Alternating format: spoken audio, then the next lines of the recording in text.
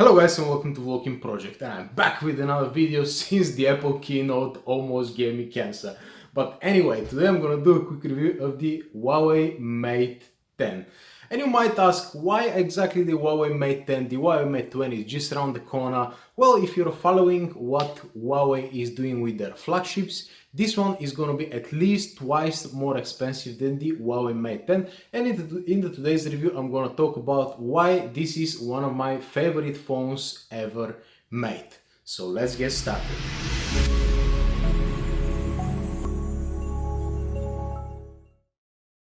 Okay guys, so I'm gonna do a very quick unboxing of the phone just to show you how nice and scratchy the box is. Actually, you've got a case over here, which is a nice addition. You've got a Huawei design, which looks a little bit like a Porsche design, but anyway. Now over here inside the box you've got the screen protector, the books and the SIM ejection tool, and over here you've got headphones, iPhone style unfortunately, USB cable and the charging brick, which is actually quite quick. So yeah, pretty much that's inside the box, guys. And now when it comes down to design and build quality, let me show you what we're dealing with, guys. Now, brushed aluminum sides over here, really good high quality materials. The power button and the volume rockers are just where they're supposed to be, just, you know, over here at the way of your thumbnail. On the left hand side there's a SIM tray, dual SIM slot inside with a memory card slot as well. At the bottom we've got the antenna lines, mic, as well as the speaker and the USB Type-C. And at the top some more antenna lines, infrared port actually, another microphone and 3.5mm jack. And at the back you can see the camera setup over here, guys. Absolutely stunning design in my opinion. Check this out. The Huawei logo and a bunch of other stuff over here. I'm very happy with that design, guys. So let me show you how the fingerprint works, guys. 100% of the time, 100% accurate and very quick. One of the best fingerprints definitely ever made. And especially if you're driving quite a lot and if you have your phone on a holder like that, it's very convenient to have the fingerprint at the front. And face unlock, it wasn't available from launch, but I think about April, something like that, March, April, they've released an update. And check this out. It works 100% of the time as well. It's not as quick as the one on the OnePlus 6, but it definitely gets the job done. Now the highlight of this phone is definitely the screen. 5.9-inch LCD IPS Quad HD HDR10 display, guys. Absolutely beautiful. It's one of the sharpest, if not, I would say, well, I don't know. I mean, I had quite a lot of phones with LCD screens. For example, this phone over here, what is the name? Nubia Red Magic. It has a LCD screen, but it's nowhere near as good as the Huawei Mate 10. Now, I'm gonna tell you a quick story about a friend of mine with an iPhone X. He was telling me to help him with something with the iPhone, and I popped this baby out of my pocket and I was like, check this out, mate. Check the screen of that thing. And he was like, fuck me, man. That's exactly on this wallpaper over here. And he was like, fuck me, my iPhone screen is not that good and it's AMOLED. And I was like, yeah, I know. And that's 400 quid. And he was like, no way, man. I'm gonna go as far as saying that this is the most beautiful Quad HD LCD screen I have ever seen in my life. It's super sharp. It's not exactly as saturated as the AMOLED screens, but it's definitely very pleasing to the eye and it's quite color accurate because it's all about the photography for the dual camera over here, which I'm going to talk about a little bit later on. But especially if you're a Uber driver or any kind of driver and you use your phone while, you know, driving, whether for Google Maps or whatever, this phone is not ever gonna get screen burn. If you're a Samsung user or an LG user, you know what I'm talking about. Within 1 year or even less, you're getting a screen burn on your screen. And LG is even worse than that. They even have screen burn on the LCD screens. But the Huawei LCD screens, they're pretty much the best in the business, guys. Even better than the iPhone LCD screens.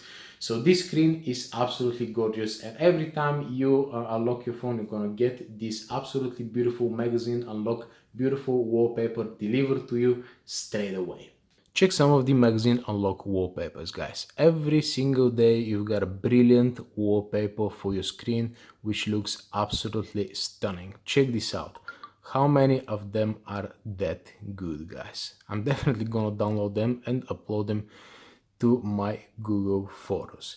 Now when it comes down to audio, you've got a 3.5mm jack and it sounds absolutely phenomenal, guys. One of the loudest and the clearest sounds I've ever heard sound outputs I ever heard on a phone. It definitely one of the best, guys. It's way louder than the OnePlus 5T. It's quite good. It's louder than the OnePlus 6, so definitely thumbs up for the headphone jack. And in terms of speakers, you've got a dual stereo speakers setup over here, one at the bottom, one at the front.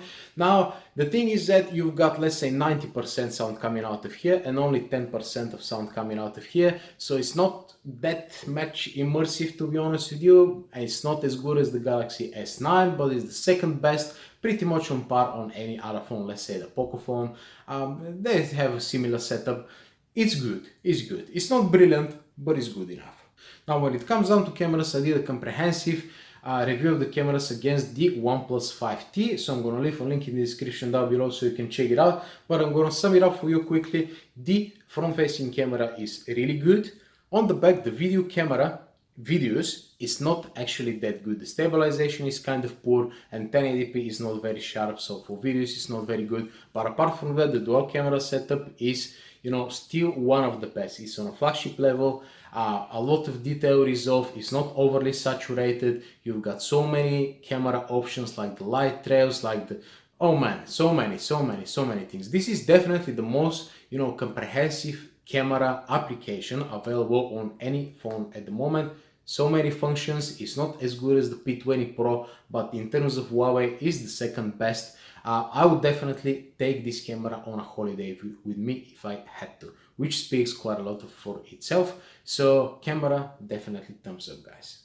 Now when it comes down to charging and battery life, I was actually surprised that you've got a 4000 mAh of battery over here and it charges for just 1 hour 30 minutes. That's very quick, especially compared to OnePlus 6, 1 hour 25 minutes, but that's pretty much the quickest one you can get. And let's say Galaxy S9, 1 hour 40 minutes. So 1 hour 30 minutes, 4000 mAh, really good. The Poco phone charges over 2 hours for the same capacity. But on the other hand, battery life is not brilliant.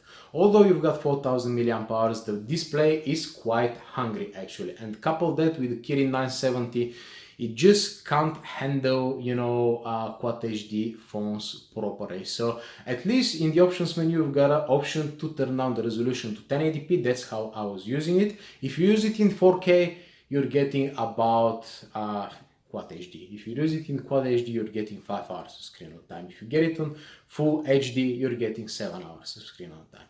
That's not brilliant, but it at least is definitely good enough for me, because let's face it, if you use your phone for more than 7 hours a day, you definitely gotta change something in your lifestyle. There are better things to do out there. Just go out there and do something else with your life. But anyway, battery life is good enough for me.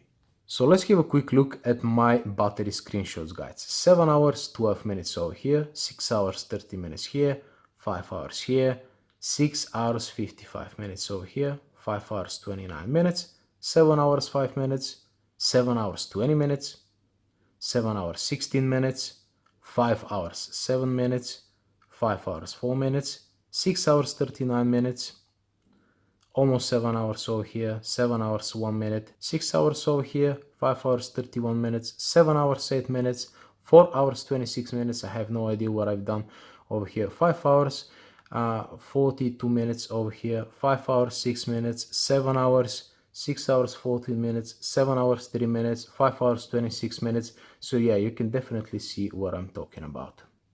Now, one more thing that I absolutely love about this phone is this warning over here. Battery is empty, your phone will shut down in 30 seconds. And that's where you run for your charger.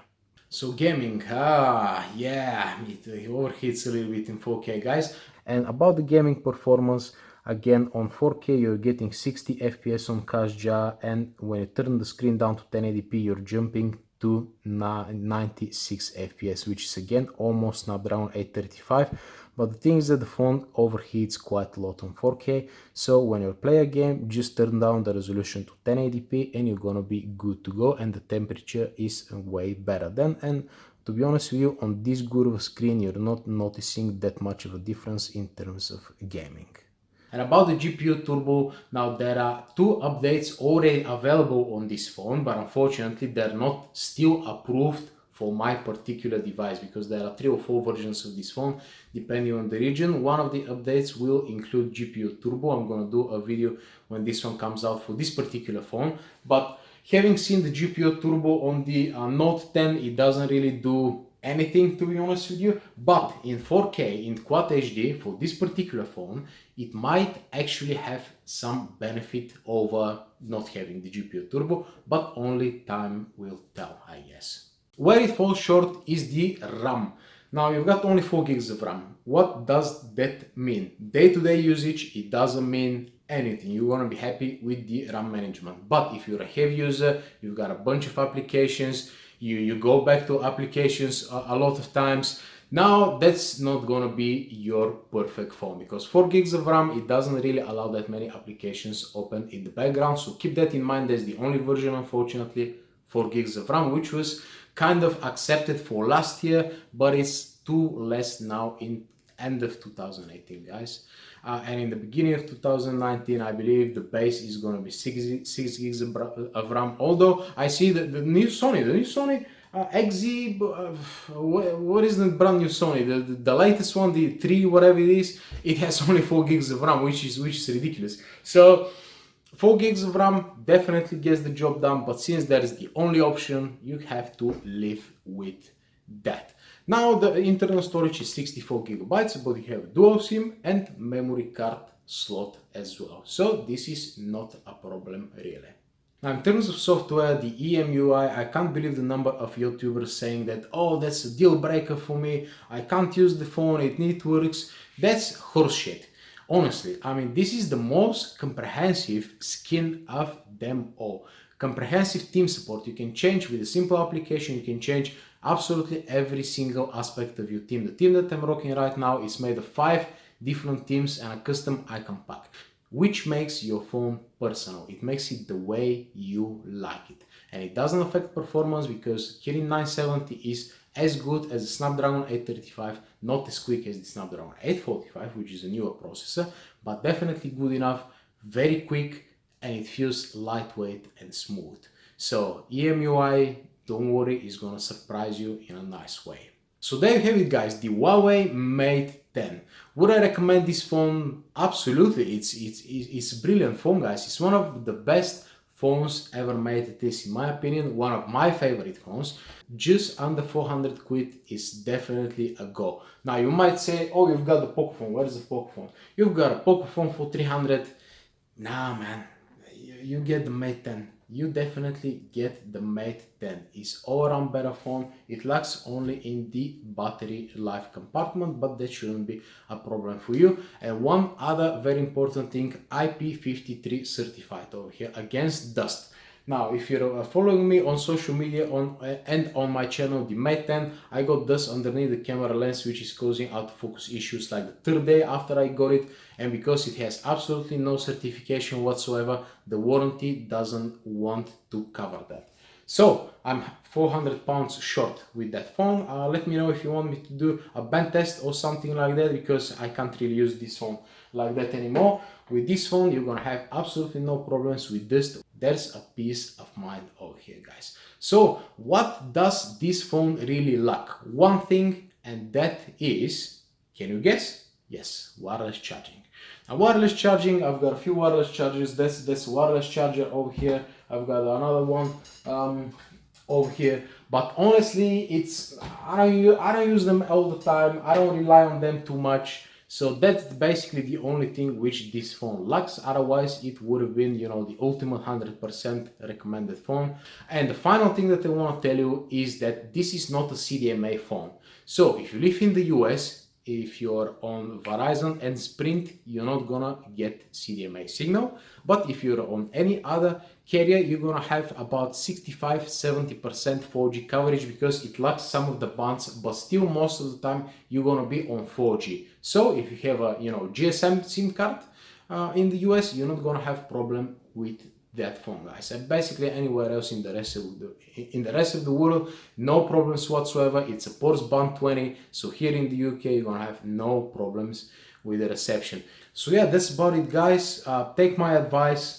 Under 400 quid, that's one of the best phones available at the market at any price, really. So you're not gonna regret it. I'm gonna look for a link. I'm gonna see which is the best price, and I'm gonna leave that link in the description down below so you can check it out. Now I've got the Pocophone coming down, Mi Max 3, the Huawei Honor Note 10. I'm gonna do the review anyways, although I don't like it. The banana phone. Where's the banana phone? I have totally no idea. Anyway, I've got the banana phone somewhere over there. I'm gonna do band test and this and that. So if you haven't subscribed already, I really don't know why you're still watching that video, to be honest with you. So yeah, thank you very much for watching, guys. That was my review of the Huawei Mate 10. Mwah! See you later, guys.